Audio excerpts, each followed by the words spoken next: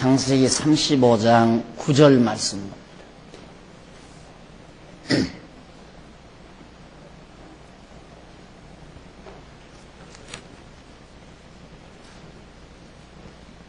야곱이 밧단 아람에서 돌아오매 하나님이 다시 야곱에게 나타나사 그에게 복을 주시고 그에게 이르시되 내 이름이 야곱이다마는 내 이름을 다시는 야곱이라 부르지 않겠고 이스라엘이 내 이름이 되리라 하시고 그가 그의 이름을 이스라엘이라 부르시고 그에게 이르시되 나는 전능한 하나님이라 생육하며 번성하라 국민과 많은 국민에게 국민이 내게서 나고 왕들이 내 허리에서 나오리라. 내가 아브라함과 이삭에게 준 땅을 내게 주고 내가 네 후손에게도 그 땅을 주리라 하시고 하나님이 그와 말씀하시던 곳에서 그를 떠나 올라가시는지라. 야곱이 하나님의 자기와 말씀하시던 곳에 기둥 곧 돌기둥을 세우고 그 위에 전제물을 붓고 또 그 위에 기름을 붓고 하나님이 자기와 말씀하시던 곳의 이름을 베델이라 불렀더라. 15절까지 공부하겠습니다.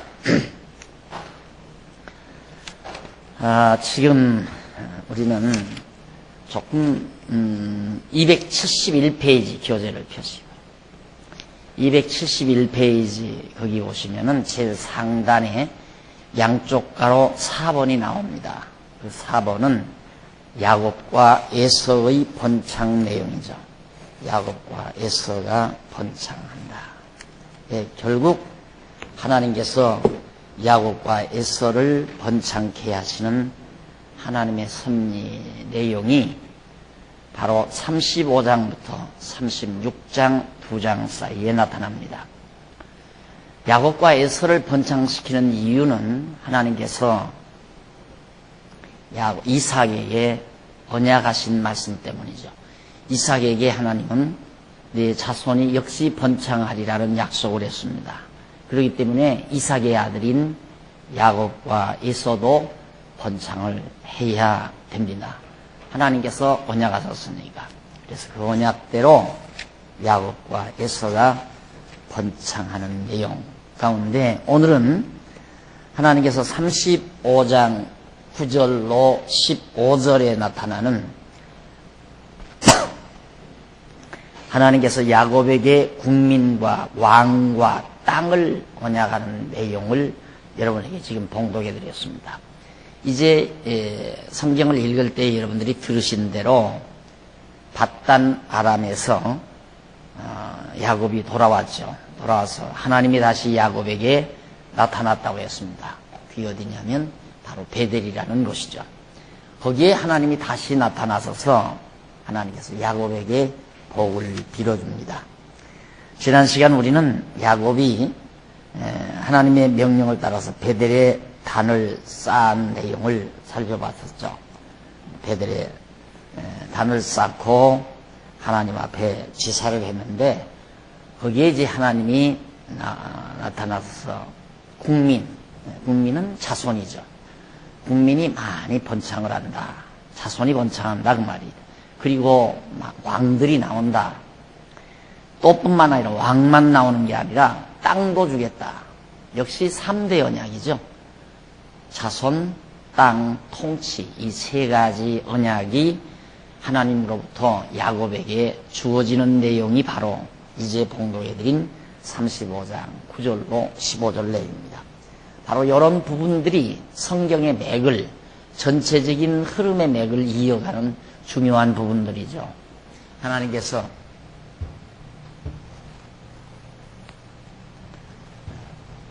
아브라함에게 바로 3대 언약 그리고 이삭에게 역시 3대 언약 그리고 이삭의 아들 바로 야곱에게 역시 똑같은 3대 언약. 결국 하나님께서는 아브라함에게 자손, 땅, 통치 이 세 가지 언약을, 이 자손을 번창하게 해주고, 그리고 가나안 땅, 지금 현재 팔레스타인 땅입니다. 이스라엘 민족들이 살고 있는 그 땅을 주고, 그리고 그 땅에서 나라를 이루어 다스리게 해준다. 요 세 가지 언약을 하나님께서 아브라함에게 하셨어요. 그 언약대로 그의 아들에게 똑같은 언약을 계승시켜요.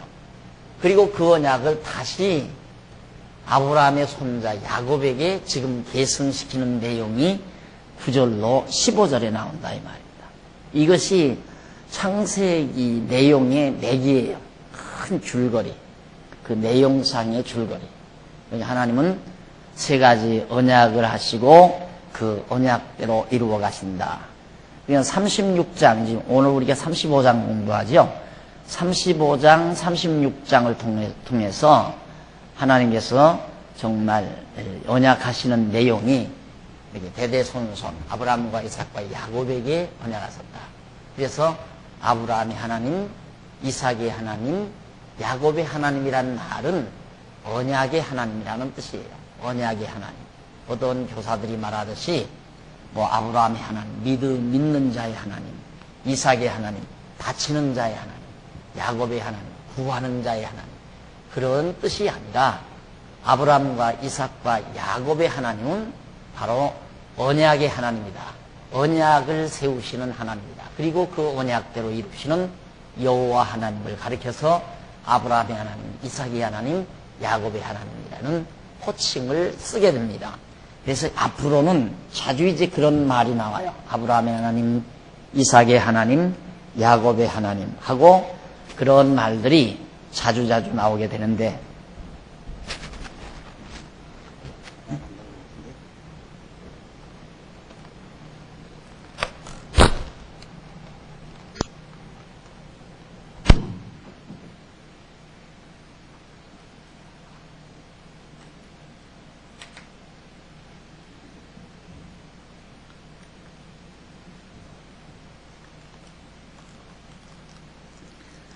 특히 이제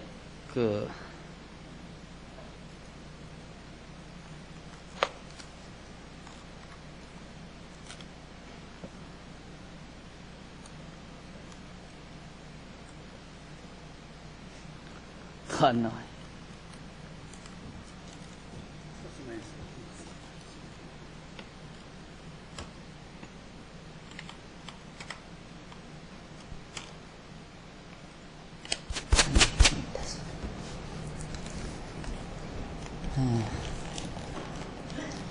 이 이후에 출애굽기 이후에 이제 내용을 보면 자주 그 말씀이 나와요. 아브라함의 하나님이 이삭의 하나님, 야곱의 하나님이라는 용어가 자주 나오는데 그 말이 곧 언약의 하나님, 언약하시고 언약대로 이루시는 하나님이라는 의미를 담고 있는 것이 아브라함의 하나님, 이삭의 하나님, 야곱의 하나님이라는 뜻이다. 그러면 지금 아브라함 사건이 12장에 나와요. 12장에. 그러면 지금 우리가 야곱 현재 35장을 공부하거든요. 그러니까 창세기라는 내용이 어려운 내용이 아니에요. 아주 간결하고 명쾌한 내용이지. 하나님께서 이스라엘의 조상 아브라함과 이삭과 야곱에게 언약을 세우시는 하나님을 우리에게 보여주는 것, 계시해 주는 것, 하나님을 우리에게 알게 해주는 내용이다. 그 내용을 통해서 우리에게 무슨 윤리적 교훈이나 복을 받는 어떤 비결이나 또한 생활의 어떤 교훈을 우리에게 해주려는 의미가 있는 게 아니고, 이 성경 창세기 지금 우리가 공부하고 있는 이 내용은 어디까지나 언약의 하나님을 우리에게 알게 해주려고 계시해 주는 내용이다. 하나님이 계신데 어떤 하나님인가? 언약을 하시는 하나님이다. 그리고 그 언약대로 이루시는 하나님이다. 이것을 알게 하고 깨닫게 하려는데 그 핵심이 있다. 핵심 내용이 있다 하는 내용입니다.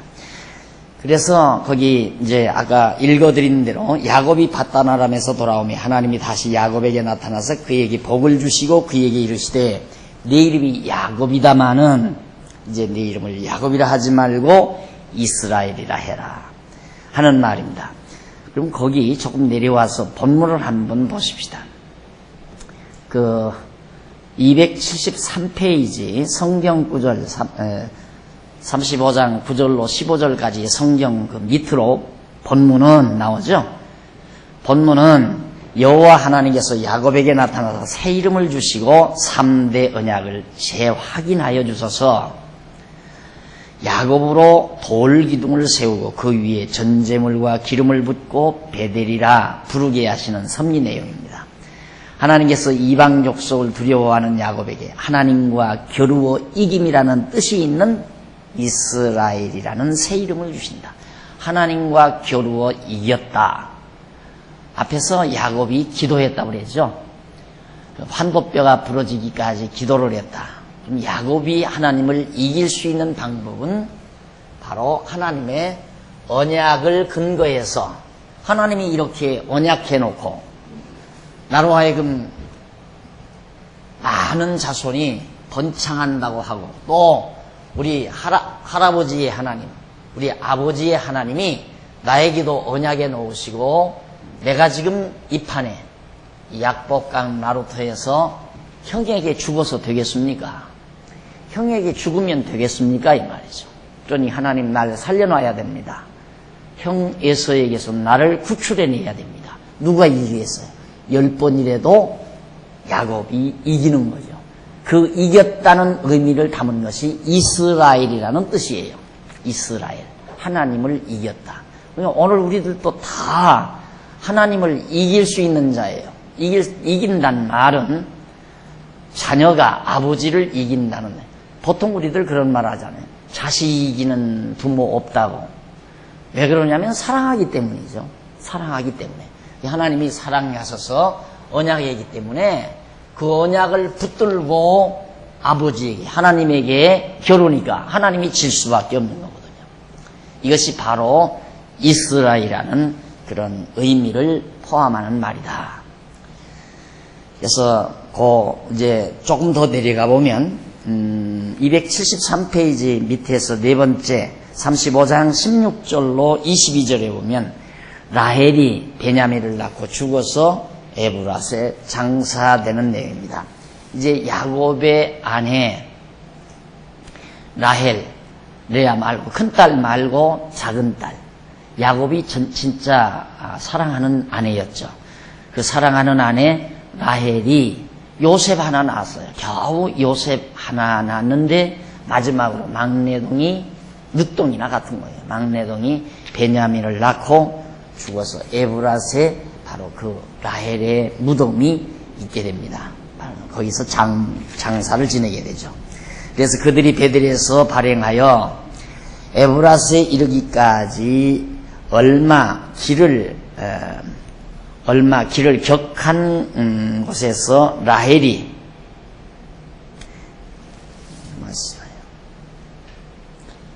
16절부터 보십시오. 16절. 그들이 베델에서 발행하여 에브라스에 이르기까지 얼마 길을 격한 곳에서 라헬이 임산하여 심히 신고하더니 그가 난산할 즈음에 산파가 그에게 이르되 두려워 말라 지금 그대가 또 등남하였느니라 하며 그가 죽기에 임하여 그 혼이 떠나려 할 때에 아들의 이름은 베논이라 불렀으나 그 아비가 그를 베냐민이라 불렀더라. 베논이라고 하는 말은 거기 옆에 아라비아 숫자 2절이 두 글자가 있죠. 그는 슬픔의 아들, 너무 엄마가 슬퍼했다. 그런데 그것을 베냐민이라고 고쳤어요. 그 말은, 베냐민이라는 말은 무슨 뜻이냐면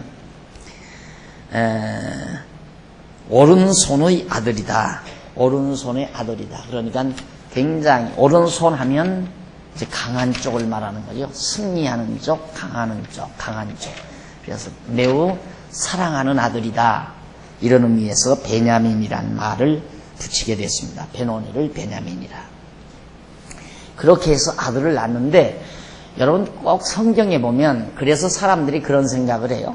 성경은 남존여비 사상이 강하게 깃들여 있다. 왜? 아들 얘기만 자꾸 하니까.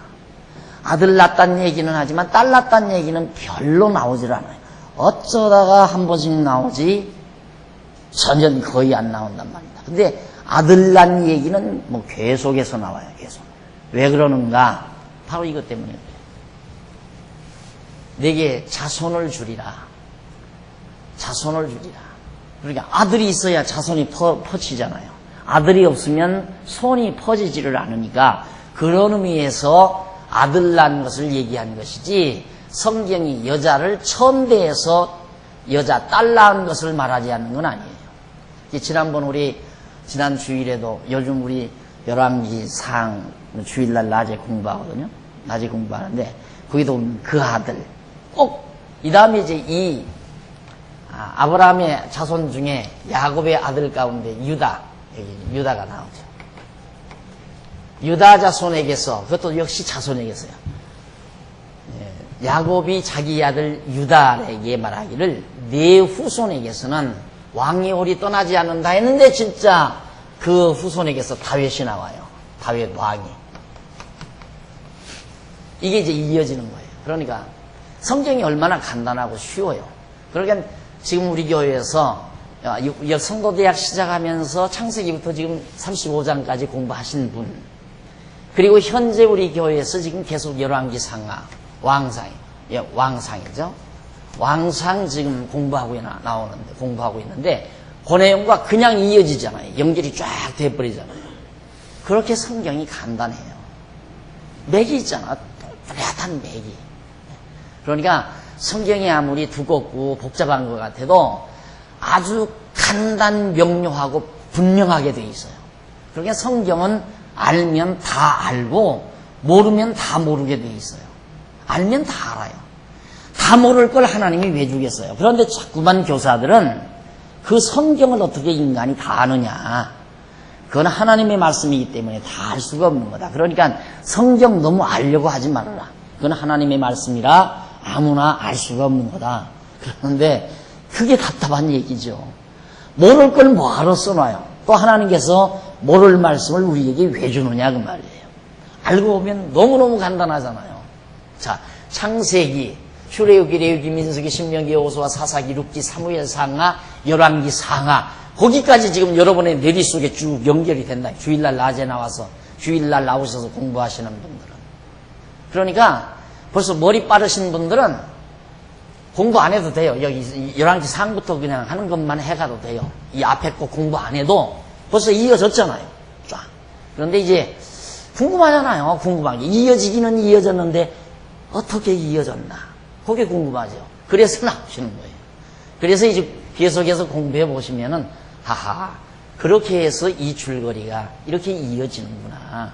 그렇게 해가지고 결국 아브라함과 다윗 자손 예수에게로 이어지는 거예요. 여기 아브라함과 여기 아브라함이죠. 아브라함과 다윗 자손 예수 그리스도에게라. 이게 이제 신약 성경이죠. 신약 성경은 예수가 그리스도다 이 말이거든요. 그리고 끝나는 거예요. 이게 계시록, 요한계시록. 얼마나 간단해요. 구약은 하나님은 이렇게 언약대로 이루시는 하나님은 여호와다. 여호와시다. 근데 신약은 예수는 그리스도시다. 이거예요. 얼마나 간단하고 명쾌해요. 그래서 우리는 예수를 그리스도로 믿고 예수를 그리스도로 믿기 때문에 하나님을 여호와로 알고 그를 경외하며 섬긴다. 이것이 곧 우리 기독교 신앙이에요. 예수가 그리스도이심을 믿기 때문에 하나님을 여호와로 알고 경외하며 섬기는 생활. 이것이 곧 우리의 신앙생활이에요. 그렇게 신앙생활 하라고 신구약 성경을 우리에게 준 거라고 말이에요. 이 신구약 성경만 잘 알면 결국 예수를 그리스도로 믿을 수밖에 없게 되어 있고 예수를 그리스도로 믿기 때문에 전능자 하나님은 언약대로 이루시는 분이다 라고 깨달아 알고 경외하며 섬기는 거다. 그래서 성경은 아주 간단한 겁니다. 그러니까 이걸 놓치면 안 돼요. 항상 박 목사는 성경 강의하면서 뭐 줄만 쭉 긋더라. 그거 안 그으면 성경을 못 가르치죠. 이걸 그어야지. 그래야 여러분의 뇌리에 한 줄기로 쫙 논리적인 이론이 쫙 빠져나가니까. 그래야 깨달아지는 거 아니겠어요? 얼마나 간단해요, 성경이. 그래서 지금 언약의 하나님, 아브라함과 이삭과 야곱은 언약의 하나님이다 하는 그런 의미를 지니고 있는 내용이다 라는 말입니다. 그래서 그 야곱의 마지막 그 아들 베냐민 출생에 대해서, 그것도 아들 낳았다 하는 말은 야곱에게 번창하리라 했는데 하나라도 더 낳아야 되잖아요. 그러니까 가장 사랑하는 아내 라헬에게 베냐민이라는 아들을 하나 더 줘요. 그러니까 아들 낳은 것을 기록한다 이 말이에요. 일반적으로 우리들이 보통 생각하듯이 그냥 아들 낳으면 좋아서 이렇게 기록을 했는가 보다. 그러고 보니까 성경도 남존여비, 남자는 존귀하지만 여자는 천박하다는 사상을 기독교 사상에 많이 삽입되어 있다 해서 또 기독교를 반대하는 사람이 있어요. 성경에 무식해서 그런 말을 해요. 성경이 무식해서. 성경이 아들 낳은 이야기를, 아들 낳은 내용을 반드시 기록을 해야죠. 왜 그러냐면 자손이 번창한다고 했으니까 아들이 낳아야 자손이 번창하니까. 그래서 역시 성경은 자주 아들에 관하여, 아들을 통해서 이제 언약이 계승이 되니까 특히. 그래 베냐민 출생에 대해서 말을 하고 한번 거기 조금 읽어봅시다. 274페이지 제일 아랫줄 하단에 보시면 274페이지 제일 하단에 보시면 따라서 선택을 받은 성도가 예수를 믿고 영원한 본향인 하나님 나라에 가는 것도 불신자들보다 더 선량하고 깨끗하고 의로워서 가는 것이 절대로 아니라 전적인 하나님의 은혜로 가는 것이다. 그러니까 성경에서 야고보 집안에서 일어난 불결한 사건들을 적나라하게 소개하는 것은 여호와 하나님의 은혜의 풍성함을 계시하려는데 그 목적이 있는 것이다. 이러한 진리에 대하여 사도 바울은 그의 서신에서 너무나 분명하게 밝혀주고 있다. 결국 야곱 집안에서 일어난 불결한 일들, 야곱이 아내를 여러 취하고 또 여러 가지 분쟁이 일고 또 아내가 딸이 붙들려 가서 침피를 당하고 이런 정말 보편적인 생각으로 봐서는 불결하다고 생각하는 그런 일들을 자세히 성경에서 기록하는 이유는 이게 바로 은혜로 되는 것임을 깨닫게 하기 위해서. 은혜로. 하나님의 선택받은 언약 자손은 은혜로 말미암아 하나님의 백성이 된다. 인간의 행위로 되는 것이 아니라. 보세요. 에서는 도리어 아버지 속인 일이 없어요. 그런데 야곱은 실제 아버지 속였어요. 아버지 속였죠. 그 다음 외삼촌도 속였죠. 외삼촌도 야곱을 속이기는 했지만 야곱도 외삼촌을 속였단 말입니다. 어떻게? 얼룩무늬 양이 낳도록 조작을 했잖아요. 나무 껍질을 먹여서. 그렇게 시냇가에다가 나무 껍질을, 그러니까 무슨 약물을 이용해가지고 얼룩무늬가 낳도록 그렇게 작용을 했다 이 말입니다. 그리고 또 이 야곱이 형도 속이고 이렇게 엄밀히 따지면 우리 현대용어로 보면 야곱은 사기꾼이에요. 아버지 속였지, 형을 속였지, 외삼촌 속였지. 사기꾼 아니에요? 그런데 에서는 도리어 속인 건 없어요.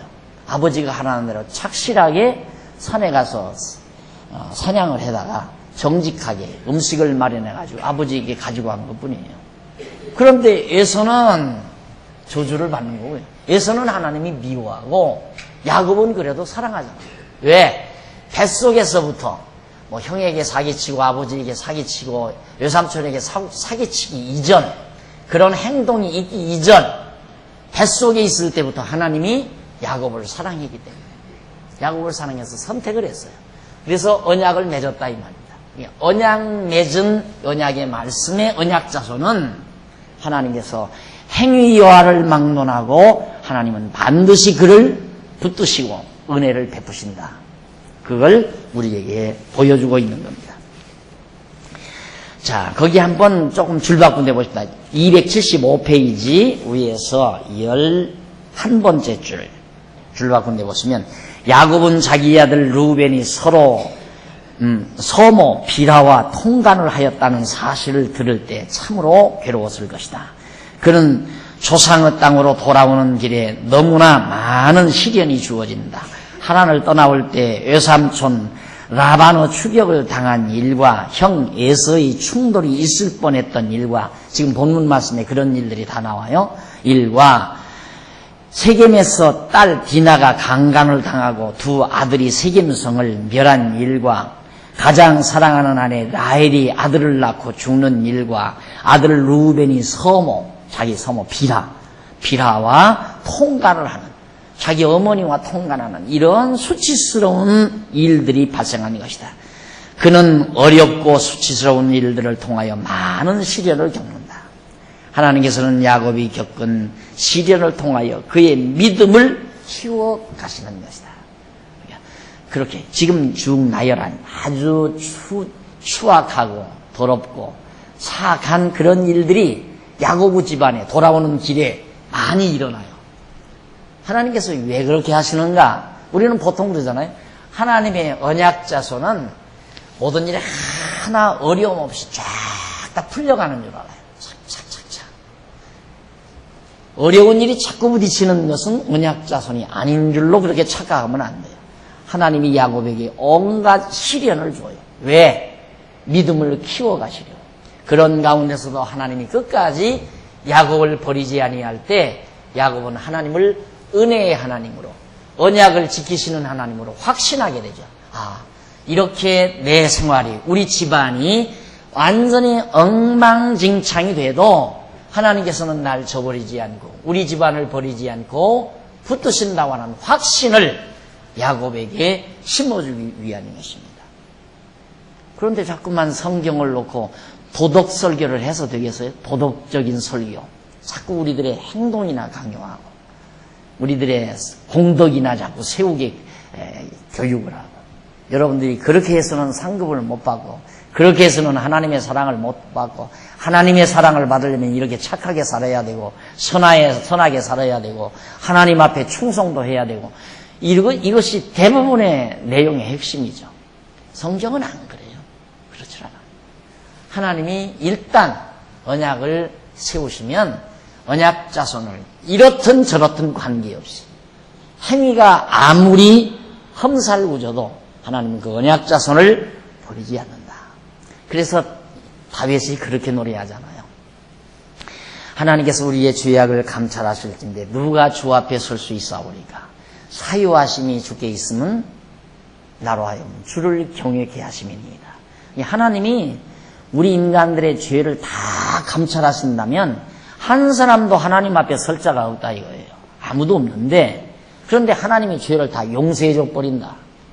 왜 용서해 주는가? 경외하라고. 우리는 보통 하나님 잘 경외해야 죄 용서해 주는 줄 알죠. 그게 아니에요. 하나님이 우리를 용서해 줬기 때문에 하나님을 경외하는 거예요. 사람들이 그만큼 잘못 알고 있다 이 말입니다. 하나님이 우리의 죄를 다 용서해 준다니까. 야곱의 집안에 온갖 수치스러운 일이 있어도 다 덮어줘 버려요. 그러니까 야곱이 하나님을 경외하죠. 아시겠어요? 근데 자꾸만 하나님하고 조건부, 자꾸만 여러분들이 하나님 앞에 어떻게 해야 하나님이 여러분에게 은혜를 준다, 축복을 해준다, 여러분을 사랑한다, 이렇게 자꾸만 뒤바꿔서 얘기를 해요. 뒤바꿔서. 간단해요. 하나님이 사랑하니까 경외한다. 하나님이 나를 사랑하기 때문에, 이게 첫째예요. 이게 두 번째예요. 이게 따라하는 거라. 하나님이 나를 사랑하기 때문에 하나님을 경외한다. 그런데 그렇게 안 가르치고 어떻게 하나님을 사랑해야 경외한다. 죄송합니다. 내가 하나님을 경외해야 하나님이 나를 사랑한다. 그건 인간들이 하는 행위죠. 인간들이 하는 행위. 인간들은 자기에게 잘하면 사랑하죠. 도와주고 붙들어주고. 그러나 하나님은 거꾸로예요. 하나님이 우리를 사랑하기 때문에 우리는 그 사랑을 깨닫고 하나님을 경외하는 것이다. 하나님이 사랑해서 내 죄를 다 용서해 주기 때문에 내가 하나님을 경외하며 섬기는 것이다. 그거예요. 이것이 구약시대에도 똑같아요. 이 신약시대나 구약시대나 신약시대나. 자, 그 다음 275페이지 35장 23절로 29절에 보면 야곱의 아들들의 이름과 그의 부친 이삭의 죽음이 거기 나옵니다. 야곱이 이제 아주 많이 번창했죠. 야곱이 이제 12아들이 낳았잖아요. 야곱이 12아들이 출생을 했는데 아들 번창했으니까 이제는 아버지 필요 없잖아요. 이삭의 임무 끝나니까 이삭은 죽었다. 이삭이 죽었다. 그 말. 이제 야곱의 자손이 번창합니다. 한 세대는 가고 한 세대가 오는 것이다.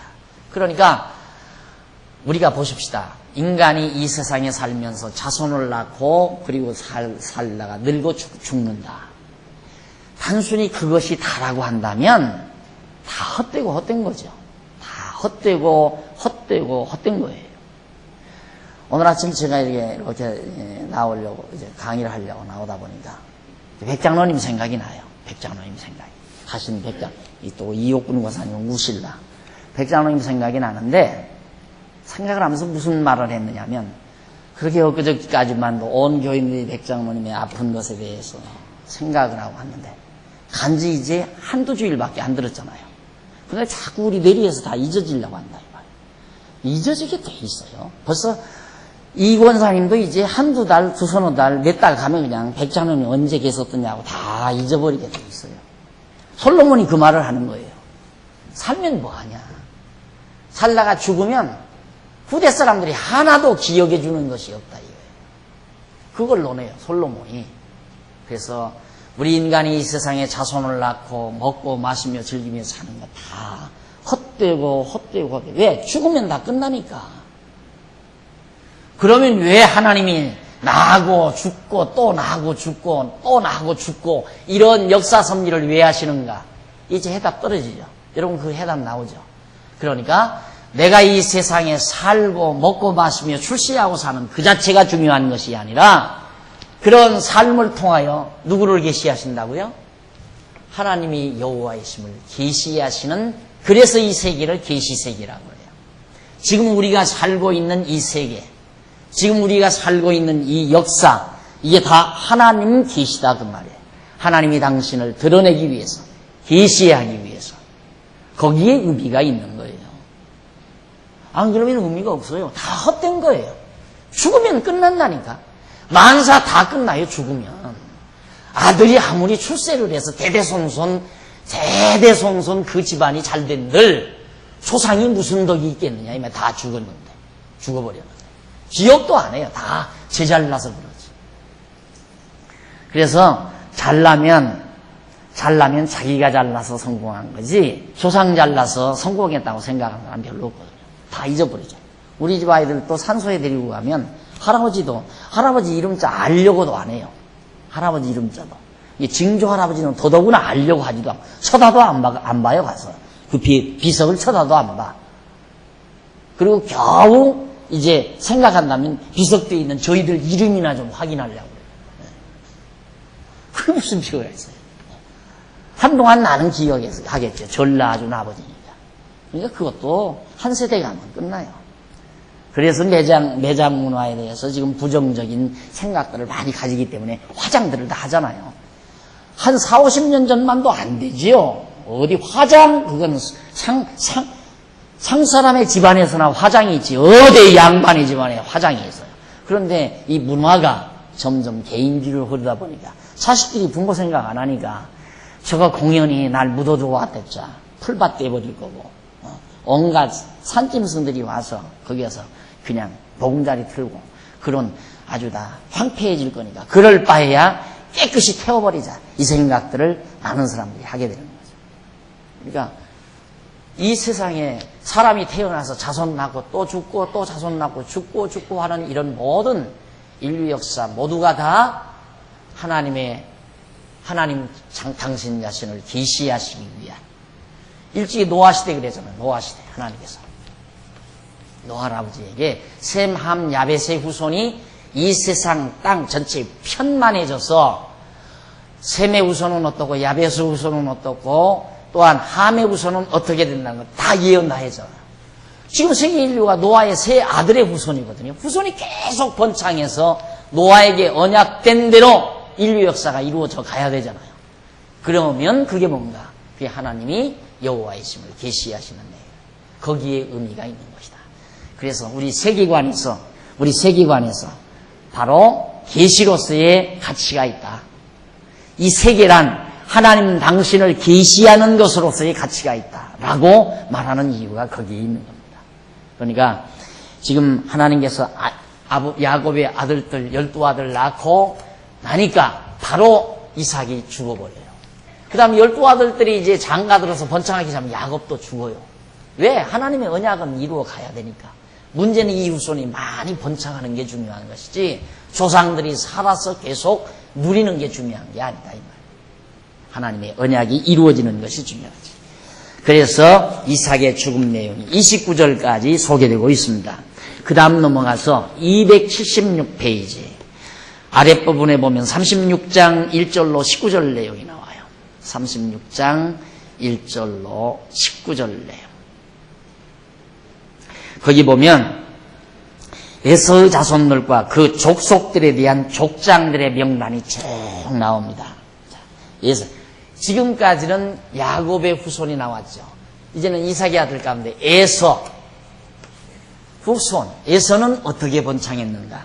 이런 거 정말 여러분들이 성경을 읽다가 제일 따분한 것이 뭐냐면 누가 누구를 낳고 누가 누구를 낳고 누가 누구를 낳고 누가 아들 뭐 누구를 낳고 누구가 누구의 손이고 이런 얘기 제일 따분해요. 하여튼 그 부분에 와서 안 주무시는 분이 별로 없을 거예요. 교회에서 성경을 몇 장까지 읽어라 하니까 뭐 이제 언제까지 읽어가야 되니까 왜 구역 예배 드릴 때 다 조사하잖아요. 성경 몇 장 읽었어요 하고 거기다 쓴단 말입니다. 그러니까 읽어가기는 가야 되겠는데 성경 읽다가 대부분 주무시는 곳이 어디냐? 바로 이 누가 누구를 낳고 누가 누구를 낳고 자손들의 이름이라 우리나라 이름처럼 두자 이름으로 뭐 영자, 순자, 철자 이런 식으로 쭉 나오면 읽기라도 쉽지요. 그런데 이건 넉 자가 됐다, 5자가 됐다, 2자가 됐다 그러니까 혀도 잘 안 꼬라지고 기억도 안 나고 읽으면 뭐예요? 이걸 왜 읽으라고 그러나? 똑똑한 사람은 이걸 왜 읽으라고 그러나? 그럴 거예요. 그런데 미련한 사람은 읽으라니까 그냥 무직스럽게 읽기만 하는 거야. 그게 무슨 뜻이든 말든. 그리고 가서 읽었다고. 그렇게 해서 천독을 하면 뭐 하느냐 이 말입니다. 천독을 하면. 누가 내가 성경을 잘한다니까 나한테 따고 와서 목사님 제가요 성경을 200독을 했습니다. 그러더라. 그냥 한번 다뤄보자 이거야. 같이 한번 다뤄보자. 200독을 하면 뭐예요? 여러분은 아시겠죠? 왜 에서의 자손들의 명단이 쫙 나오는가? 그러면 알았으면 돼요. 다시 여기 설명할 필요 없어요. 에서 자손들과 그 족속들에 대한 족장들, 에서 후손들이 이제 많이 번창을 했는데 그 족장, 에서가 낳은 아들들이 예를 들어서 뭐 5명이라면 이게 이제 족장이에요. 족장이에요. 여기에서 나오는 이제 자손들이 이제 족속이고, 이게 족장, 족속. 각각 아들들이 족장이 되고 그 아들들이 많은 자손을 또 퍼뜨리니까 그 나머지 자손은 족속이 되고 족장과 족속의 명단이 거기에 쫙 소개됩니다. 그 말은 뭐냐? 하나님께서 언약하신 대로 이삭에게 언약하신 대로 이렇게 이루어졌습니다 라고 하는 걸 보고한 보고문이에요. 보고문서. 그렇죠? 에서의 자손 족장들의 명단과 그 자손의 이름을 소개할 이유가 뭐예요? 우리들이 알아야 될 이유가 뭐냐고 말이죠. 뭐하러 그걸 우리에게 기록해놓고 읽으라고 하느냐 이 말이죠. 그런데 미련스럽게 성경 공부시키는 사람들이 야곱의 12아들의 이름을 암기하시오. 나는 솔직히 암기 못해요. 12아들 이름 전혀 암기를 못해요. 다 쭉 루벤, 갓, 베냐민, 므낫세, 뭐 요새, 베냐민 뭐 이런 식으로 더러더러는 알겠지만 12아들을 차서대로 쫙 전혀 암기 못한다 이 말이에요. 12제자의 이름을 암기하시오. 그러면 에서족 속의 자손들의 이름을 암기하시오. 그러면 수천 명, 수만 명을 어떻게, 수만 명은 아니겠지만 성경이 나온 사람이 그 수십 명을 어떻게 암기하느냐. 그렇게 미련스럽게 성경 공부를 시킨다 이 말이에요. 저는 암기하라는 말 하나도 안 하죠. 듣기만 하라고 그래요. 듣기만 하라고. 이 메모할 것도 없어요. 사실상 따지고 보면. 메모는 내가 지금 노트 필기 다 해드렸는데 이거 다 해드렸기 때문에 빗쫑긋하고 듣고 보고 이 칠판에 기록하는 거 보면서 듣기만 하면 머리가 쫙 정리가 돼버려요. 자, 남는 건 아하, 진짜 하나님은 여호와시다. 공부하기 전에 하나님은 여호와시다 라는 말씀 내용이 구약입니다. 아, 그런갑다.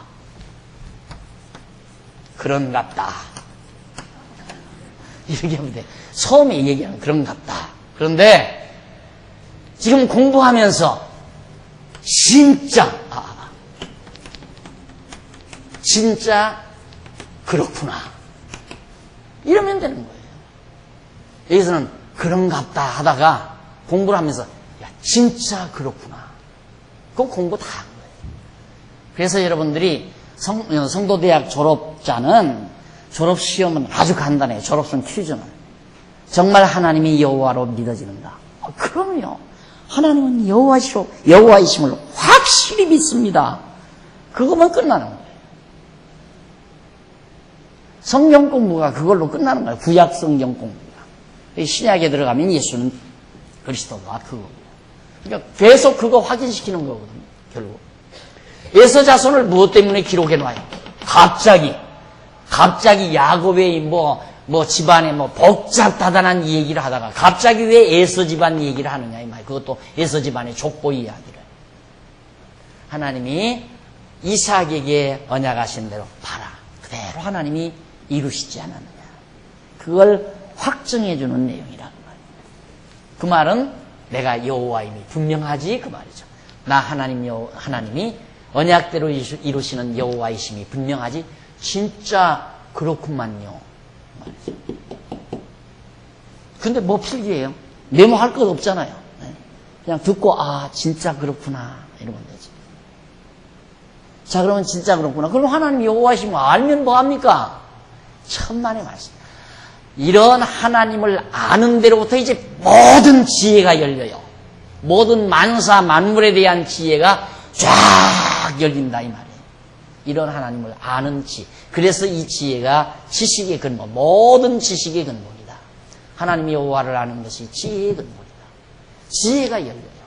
사는 지혜도 열리고 생활의 지혜도 열리고 친구를 사귀는 지혜도 열리고 인간관계의 지혜도 열리고 세상 만사를 보는 지혜도 열리고 다 열리게 돼 있어요. 그만큼 중요해요. 하나님을 여호와로 안다는 것이. 그대로 또 믿어진다는 것이. 그러면 읽어야 나도 혀가 잘 안 돌아가요. 조금만 한번 읽어볼까요?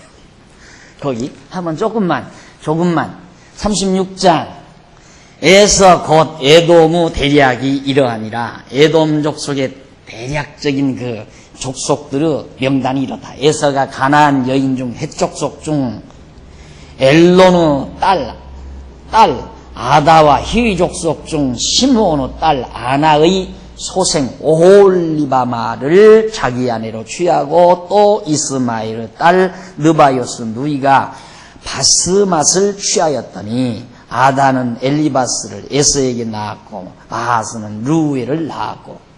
이걸 또 보고 구약시대는 일부 다처제였다. 또 이러고 또 나오는 사람들이 있어요. 일부 다처제. 구약시대는 일부 다처제였다. 그걸 하나님이 용이 나섰다. 일부 일처제든 일부 다처제든 그것이 지금 중요한 게 아니에요. 그게 중요한 게 아니라 하나님이 그런 어떤 인간들이 이 세상 어떤 정말 객관적인 절대치의 방법을 제시하려는 데 있는 게 아니에요. 그걸 왜 기록해요? 왜? 그렇게 설교해야 할 거 아니에요. 여러분, 에서는 아내를 7, 8명을 얻어가지고 이렇게 많은 자손을 번창했습니다. 그러니까 여러분들 또 많은 아내를 얻어서 생육하고 번성하십시오. 그렇게 강의를 해야 할 거 아니에요. 성경대로 살려면. 안 그래요? 그러니까 이런 얘기는 나처럼 노골적으로 안 하죠. 왜? 교인들이 그거 들으면 그냥 완전히 다 헷갈리니까. 뭐 성경이 있다는 말이 다 있느냐 이거야. 그런데 나는 이런 데가 더 좋거든요. 뭐 한 남자가 여러 아내를 얻어서 좋은 게 아니라 와 진짜 그렇구나. 이게 나오니까 야 진짜 그렇구나. 진짜 하나님은 여호와시구나. 이게 보이니까 정말 너무너무 분명하고 확실하고. 그래서 우선 당장 내 혀가 안 돌아가죠. 여러분의 혀도 잘 안 돌아갈 거예요. 거기 읽어도. 조금 더 쭉 내려가서 15절 보십시다. 에서 자손 중 족장은 이러하니라. 에서의 장자 엘리바스의 자손에는 대만 족장, 오발 족장, 스보 족장, 그나스 족장. 이게 인류학자들이 다 쭉 거슬러 올라가서 이런 후손들의 조상이 쫙 나와요. 그게 이제 그 이쪽 278페이지 278페이지 등 228페이지와 죄송합니다. 278페이지 278페이지 279페이지 그 뒤에 그들이 가서 자손들을 이렇게 퍼친 그런 방향들을 대부분 찾는 데까지는 찾아서 제시를 해줬어요. 그러니까 지금 여기 나오는 이런 인명들이 다 허위가 아니라 역사적인 실존 인물이에요. 실제 인물. 그래서 이 에서 후손들이 지난번에도 제가 말씀드렸지만 에서 후손이 에돔 족속이 됐고 에돔 족속이 지금 중동 지역에 현재 지금 아프가니스탄이나 그다음 쿠웨이트나 이라크, 이란, 사우디아라비아 그런 지역으로 막 이렇게 퍼져가지고 살고 있는 족속들이 있죠. 그 족속들에 많이 지금 그 피들이 흘러들어간 사람들. 호남민족이에요. 따지고 보면 중동이라는 게. 에돔 족속, 그 다음, 루시, 자기 두 딸과 더불어 낳은 모압과 암몬 족속의 그 혈통들이 다 섞어져 가지고 중동 족속들을 이룬 거란 말입니다. 그러니까 여기 나오는 모든 인물이 다 실제 인물이라 이 말이에요. 그렇게 번창을 했다. 자, 그런데 하나님께서 이렇게 번창하고 살려고 했는데, 번창하고 에서 족속도 또 이삭의 후손도 아브라함의 후손도 다 번창하고 살도록 하나님께서 배려했거든요. 택자나 불택자나 다 번창하라게끔 돼 있어요. 그런데 그걸 지금 오죽하면 지난번에도 그런 얘기했습니다만 독일 사람들이 이스라엘 유대민족을 이 민족을 완전히 씨를 말리려고 했잖아요. 이 유대민족 씨를 말리려고 했는데 씨를 못 말리고 자기들은 거의 다 죽였다 싶었는데 유대인들이 막 여기저기서 다 들고 나옵니다. 그러니까 누가 그래요? 지금 현재 아프가니스탄에서 일어나고 있는 보복전쟁 해결 방법이 뭐가 있겠는가? 단 방법은 하나뿐이다. 그냥 그 씨를 말려버리는 방법. 그 방법 하나뿐인데 씨를 말릴 수 있나요? 말리게끔 돼 있잖아요. 하나님께서 다 번창하도록 돼 있기 때문에 절대 씨가 말라지질 않아요. 예. 하나님이 번창하게 하는 인류를 미국의 힘으로 다 밀어붙인다고 해서 이게 가능하겠느냐 이 말이죠. 또 비행기 추락하니까 비행기 한 대 떨어지니까 그 거대한 미국이 지금 완전히 그냥 가슴이 탁 오그라들어가지고 아들아들아들 제1급 뭐 비상령이 내리잖아요. 그게 완전히 겁에 팍 찔린 거라 이 말이에요. 예. 인간의 힘이라는 게 아무것도 아니에요. 별것도 아니에요. 그 잘난 높은 콧대가 그냥 팍 낮아져 버리죠. 비행기 한 대 떨어졌는데 결과가 어떻게 될지는 모르죠. 어쨌든 하나님께서 모든 인류 이렇게 번창하도록 했기 때문에 그래서 번창한 오늘의 지금 우리가 살고 있는 역사 속에 이 지구가 터져나갈도록 중국 인류가 지금 13억 인류가 있습니다. 지금 60억 인류로 번창해요. 이거 다 하나님의 언약이 이루어지는 거예요. 다 언약대로. 그러니까 하나님 계시하기 위한 하나님의 섭리지 우리 인간들이 이 땅에 번창해서 서로 싸움하고 전쟁에서 죽이고 살리고 힘 있는 놈은 살고 힘 없는 놈은 죽고 그런 정말 비참한 역사를 빚으며 살라고 하나님이 인간을 이 세상에 놔둔 게 아니다 이 말이죠. 난 그러면 정말 허무주의에 빠질 거예요. 진짜로. 이거 뭐냐 도대체. 짐승이나 똑같잖아요. 짐승이나. 자, 그 다음 이제 넘어가서 80페이지. 280페이지 36장 20절로 30절에 보면 원거인이란 그 가나안 땅에 살고 있는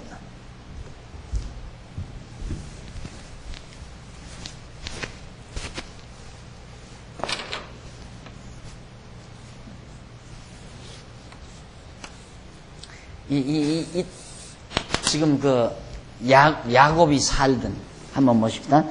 20절로 30절 원거인 호리족속 세일 자손들과 족장들이 명단. 에서가 여기 예루살렘이 여기고요. 이건 이제 이스라엘 가라다 이거. 그 밑부분 남방 지역에 여기가 에돔이거든요. 에돔 땅에 세일이라는 성읍이 하나 있었어요. 세일성.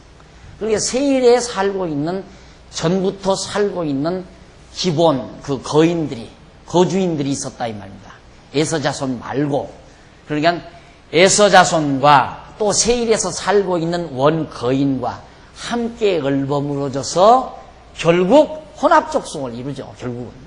그래가지고 이게 이제 이 중동 지역으로 점점 발을 넓혀서 결국 오늘의 중동 인류 분포가 되어버리게 된 겁니다.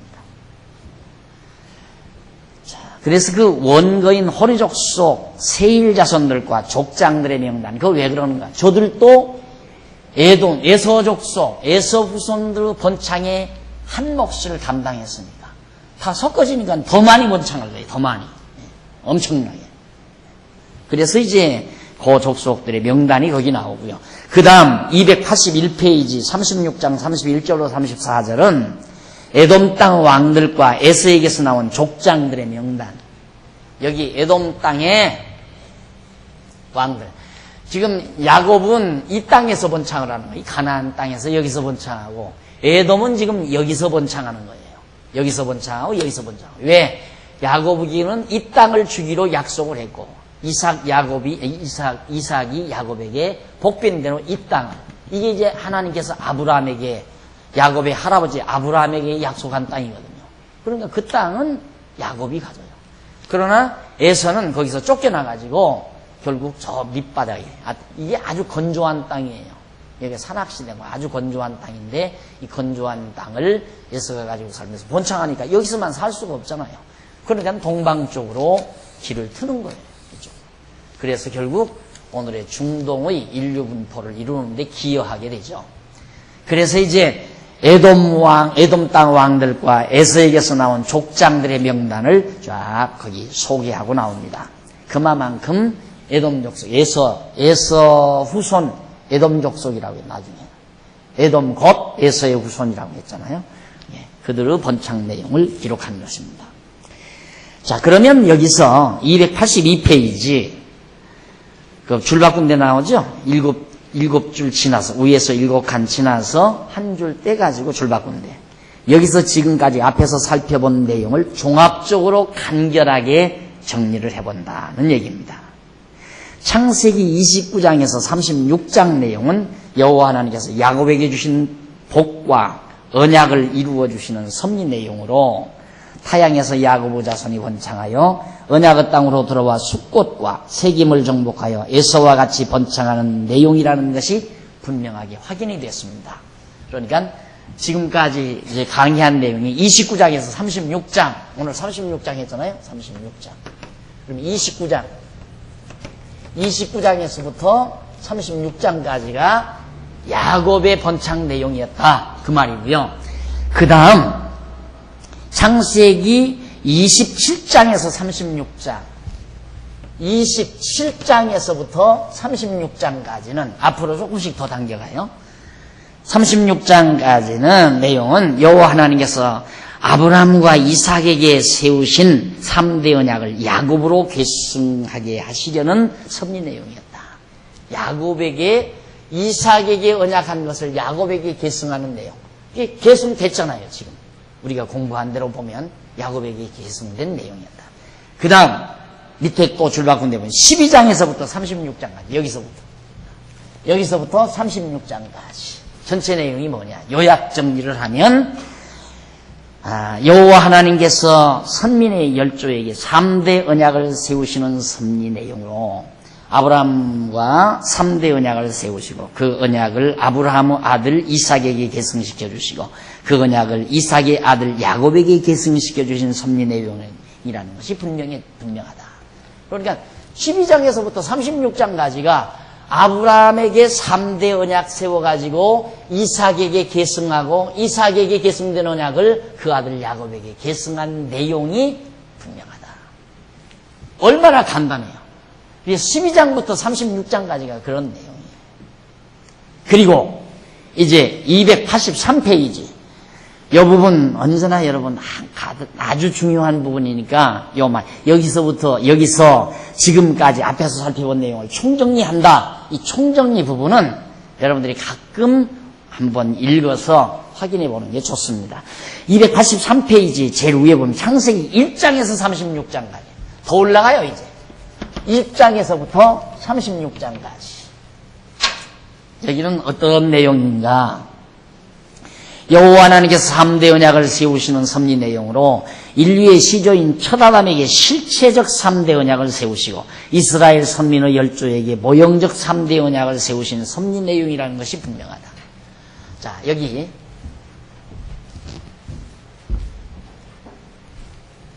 (1장에서부터) (36장까지는) 아담, 하나님께서 아담과 자손, 땅, 통치 이 세 가지 언약을 하나님이 세워요. 자손, 땅, 통치. 근데 이 세 가지 언약은 실체적인 것이다.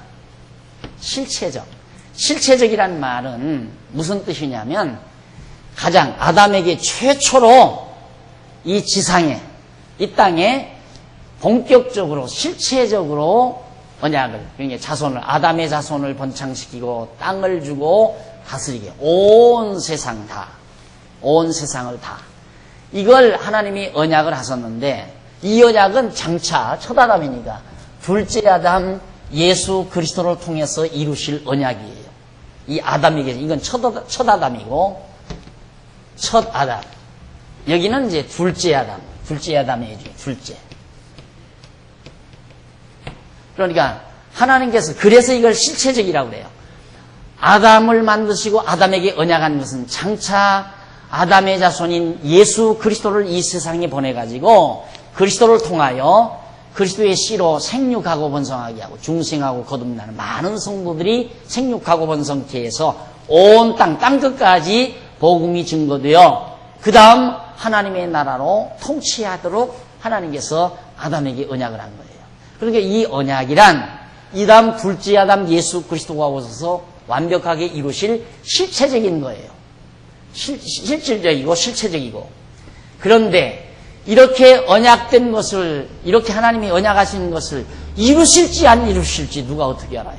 모르잖아요. 그러니까 이 사실을 확실하게 이룬다는 사실을 하나님께서 계시하기 위해서 모형적으로 아브라함에게 이 3대 언약, 이건 모형적이에요. 그림자적, 모형적. 그러니까 이 실체란 나 자신이라면 모형이라는 것은 여기 나타난 그림자와 같은 거예요. 그림자, 모형. 그러니까 하나님께서 아담에게 실체적인 언약을 하시고 이 실체적 언약을 이루신다는 확실한 증거를 보이기 위해서 모형적으로 3대 언약을 아브라함에게 해요. 그래서 그 언약을 이루어 가신다고 말해요. 어디까지? 예수님 오시기 전까지. 이루어 가셔가지고 결국 봐라. 이렇게 모형적으로 언약하셔서 언약대로 이루시는 것 같이 내가 둘째 아담 예수 그리스도를 통해서 첫 아담에게 언약한 것을 이루어 주겠다. 지금 그 말이에요, 이게. 알았어요. 그러니까 아브라함을 통해서 해주는 모든 섭리는 모형적이에요. 그림자적이다 이 말입니다. 그러니까 건물을 지어도 실제는 이렇게 건물을 지은 게 이게 실체 아니에요. 그런데 이 건물 짓기 전에 모형도가 있어요. 모형도. 모형도는 아주 작게 축소해가지고 이 건물 모양을 그대로 조각가에 의해서 만들어내는 거죠. 이렇게 조그만하게. 이런 모습으로 예배당을 짓습니다. 그 말이죠. 그러니까 이런 것처럼 이 언약을 예수, 둘째 아담 예수 그리스도를 통해서 이루어 줍니다. 이 말이에요. 이게 성경의 구도예요. 전체적인 논리 구도. 그래서 여러분 36장까지 공부한 내용에서 아주 중요한 핵심은 이게 지금 강의한 거 잊어버리면 안 돼요. 이건 잊어버리면 안 돼요. 첫 아담에게 하나님께서 언약하신 실체적 언약을 장차 둘째 아담 예수 그리스도를 통해서 이루어 주실 것을 우리에게 증거해 주기 위하여 모형적으로 우선 모형적으로 이렇게 3대 언약을 하시고 그 언약대로 이루어 가시는 것이다. 그러니까 이건 모형적인 거예요. 그림자적이고 모형적인 거. 그러니까 구약에서 다 그림자적이고 모형적인 걸 얘기했는데 자꾸만 구약의 내용을 실제로 갖다가 얘기를 하면 안 된다 이 말이죠. 그걸 자꾸만 모형적으로 풀어야죠. 구약은 다 모형적이에요. 아브라함이 아들을 낳았다 하면 예수 그리스도를 통해서 출생할 거듭나고 중생할 자손을 말하는 거예요. 뭐 이삭이 야곱이 12아들을 낳았다 이 말은 그리스도의 자손이 번창하고 왕성할 것, 예수를 믿고 신앙으로 살 많은 하나님의 사람들이 중생하고 거듭날 것을 말씀하는 하나의 모형적인 사건이란 말입니다. 근데 그것도 모르고 이거 보라고 축복받으니까 자손 많이 낳아서 기르지 않느냐. 그러니까 우리도 자꾸만 자손 많이 낳아서 길러야 된다. 이런 식이라면 모형을 갖다 그대로 적용하는 거죠. 모형을 실제로 적용하는 게 아니라 모형을 모형대로 얘기를 한다 이 말이죠. 하나님께서 아브라함을 이 땅을 주기로 언약한 거 이거 모형적인 거예요. 모형적인 거. 하나님께서 아담에게 준 것은 창조하신 모든 땅을 전부 장차 하나님이 좌우하시고 그리스도가 좌우하시고 통치하실 그리스도의 나라 건설에 대한 하나의 모형적 사건인데 보라 아브라함에게 땅을 주시듯이 우리에게도 땅을 준다. 그래가지고 내 땅을 넓히라. 내 터를 넓히라. 이래가지고 하나님이 땅 약속했으니까 이 땅을 우리가 차지해야 된다. 이래가지고 어느 신학 교수도 우리는 땅을 정복해야 된다. 그러니까 부동산 많이 사둬야 된다고. 이 총신 교수가 그러고 있답니다. 그러니까 한심한 거죠.